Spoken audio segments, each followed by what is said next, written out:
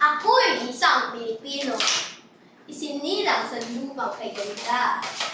Sa silong ng langit, napughaw, sa bayan ng tapang, dangal at pag-asa.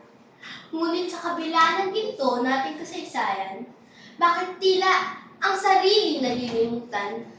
Bakit wika ng banyagang tinataas at ang sarili atin ay tinatabunan ng alikabok at ulam? Hindi ko kinakayan, ako'y bata lamang. Ngunit ako'y may tinig, may puso at dangal. At sa puso kong ito'y sinisigaw, mahal ko ang wikang Pilipino. Ito ang wika ni nanay sa kanyang pagkalinga. Wika ni tatay sa kanyang halakhak sa sipag at gawa. Ito ang wika ng bayani ng ating bansa.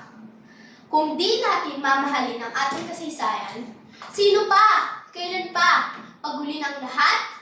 Kasaysayan ay mapuputol, pagkakaisa ay mawawala.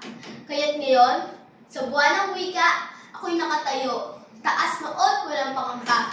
Isang batang Pilipino na may pagmamalaki sa puso, isip, gawa't salita.